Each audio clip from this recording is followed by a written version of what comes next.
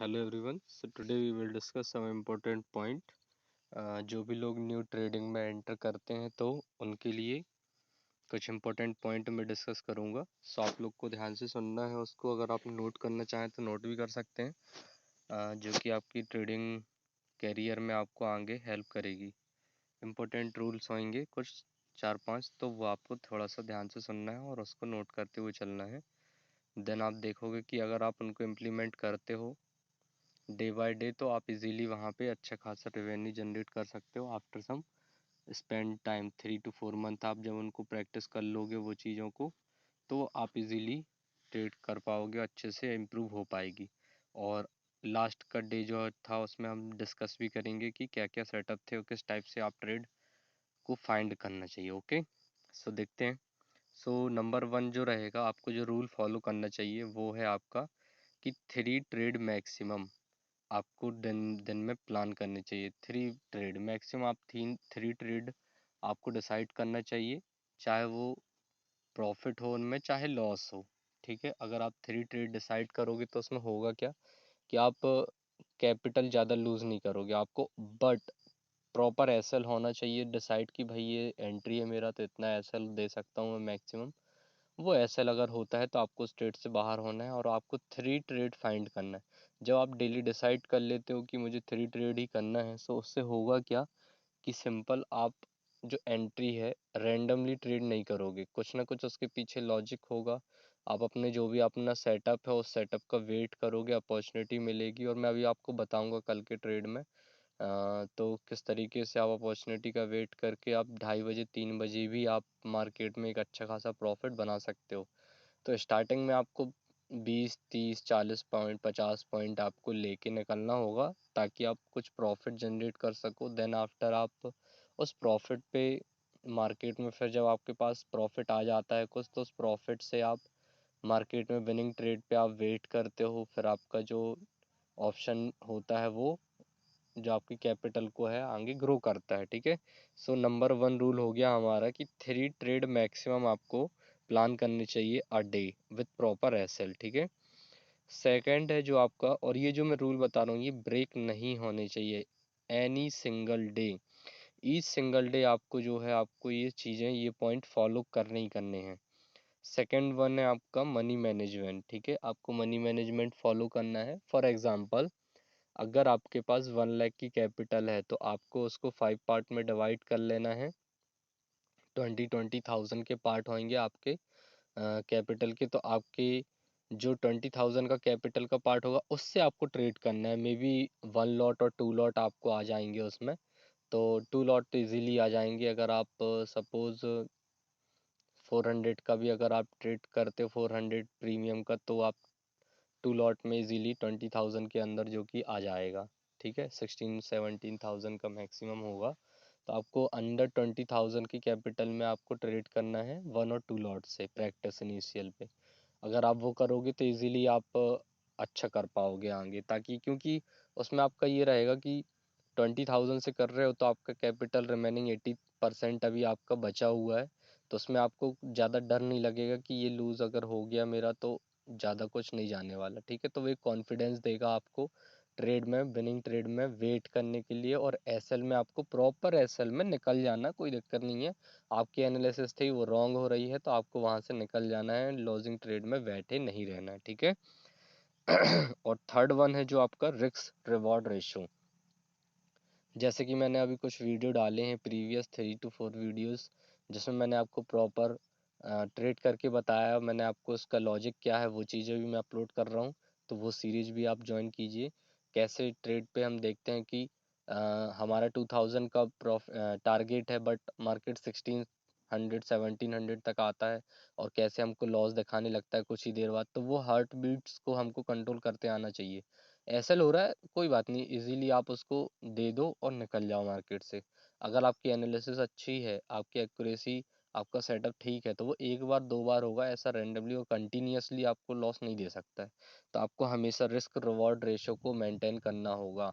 At least 1:1 तो करना ही करना है। अगर आप 40 पॉइंट का अगर एसएल दे रहे हो तो आपका टारगेट एटलीस्ट 40 पॉइंट का होना चाहिए, इससे कम नहीं होना चाहिए। ठीक है, और फिर आपका जो पॉइंट है नेक्स्ट 4 नंबर, वो है आपको जनरल मेंटेन करना है। अगर आप जनरल मेंटेन करते हो तो ये बहुत ज़्यादा हेल्प करेगा।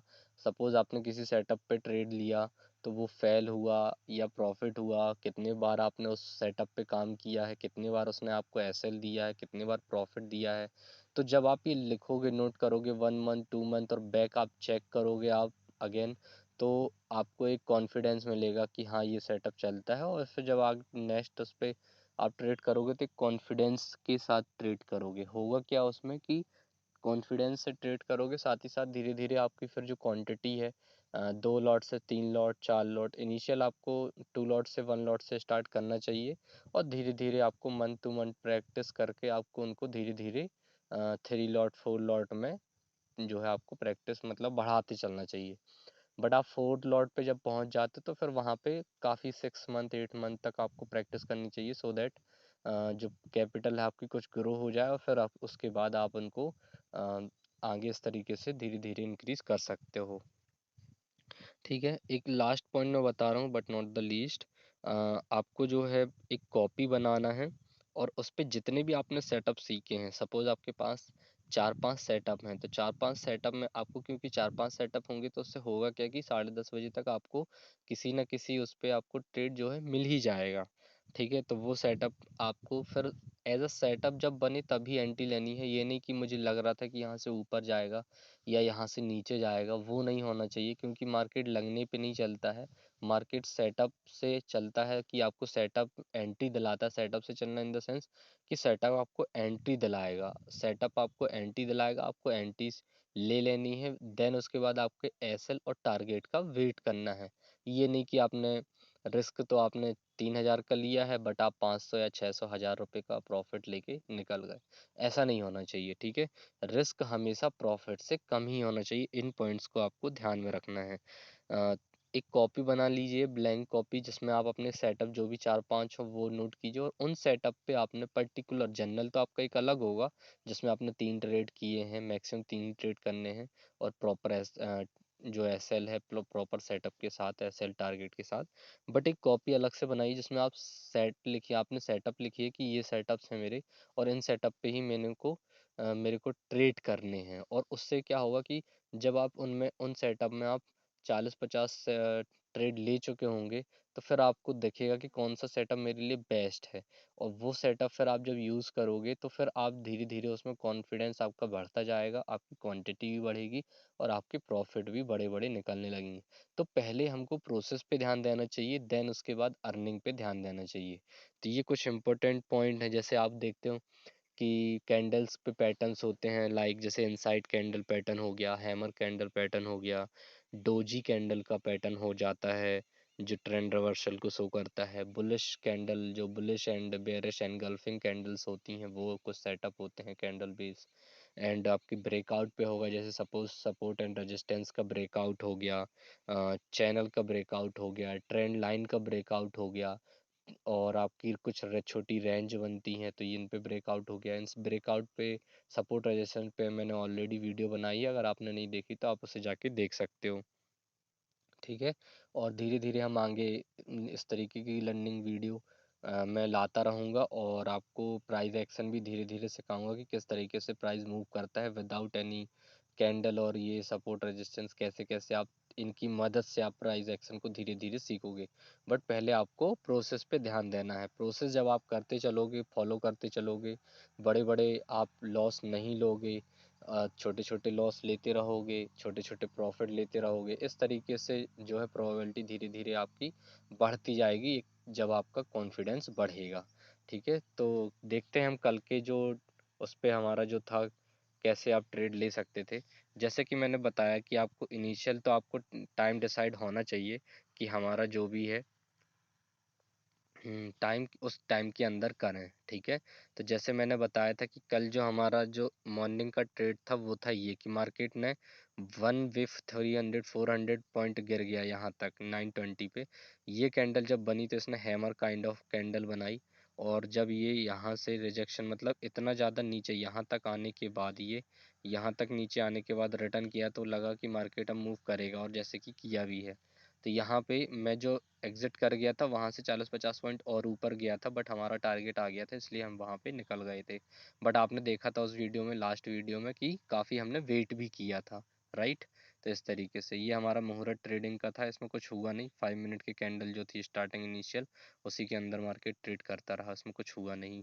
मुहूर्त ट्रेडिंग जो हमारी दिवाली के टाइम होती है 6:15 से 7:15। अगर आप 10:30 तक इनिशियल मतलब प्लान करते हैं तब तो ठीक है, बट आप 3 ट्रेड करते हो तो आप देखो यहाँ कहीं कोई भी आपका जो है सेटअप उतना नहीं बनना। धीरे धीरे एक्सपीरियंस आएगा तो आप यहाँ पे ये ट्रेड कर सकते थे, लेकिन वो धीरे धीरे ही आप आएंगे जब एक्सपीरियंस आएगा तब। अब देखो आप यहाँ पे, अगर मैं आपको बताऊं तो ये एक रेजिस्टेंस है, ये अगर मैं यहाँ पे बताऊं आपको, ये रेजिस्टेंस यहाँ पे हो रहा है ये, ठीक है। ये रेजिस्टेंस हो रहा है, जैसे कि आप देखो ये मार्केट यहाँ से, ये देखो आप यहाँ पे, ये यहाँ पे भी यहाँ तक जो हमारा मुहूर्त ट्रेडिंग था वहाँ जाके क्लोज देता है। मार्केट नेक्स्ट डे ऊपर तो खुलता है बट सस्टेन नहीं करता, मार्केट नीचे आ जाता है और यहाँ पे अगेन उसी लेवल जो हमारी पिछले दिन की क्लोजिंग थी वहाँ पे रेजिस्टेंस लेता है, फिर नीचे आ जाता है। मार्केट अगेन यहाँ पे आता है इस रेजिस्टेंस पे, और यहीं पे एक एम पैटर्न दिख रहा होगा आपको। ये एम पैटर्न बन रहा है यहाँ से, इस तरीके से एक एम पैटर्न आपको दिख रहा होगा, देखिए ये एक एम पैटर्न आपको दिख रहा होगा, ठीक है। तो इस तरीके से एक एम पैटर्न ये हो गया,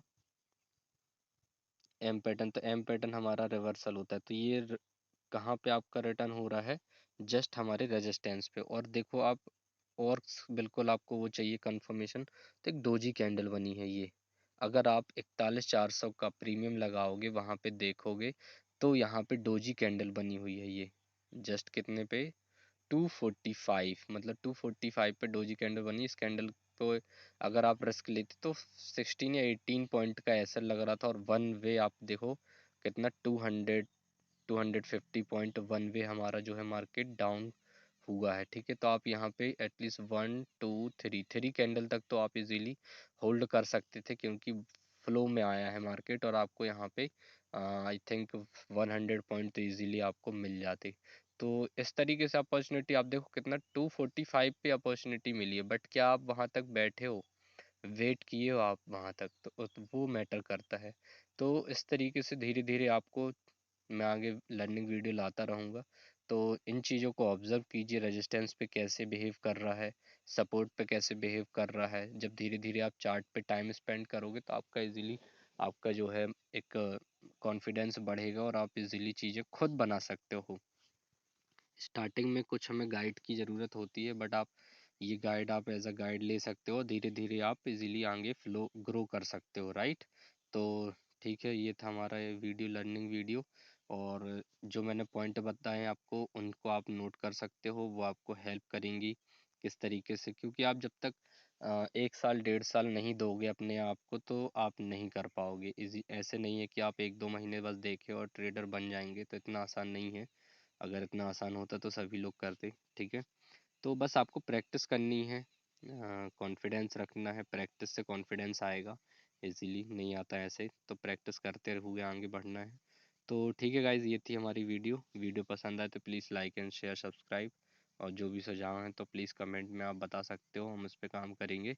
थैंक यू गाइज।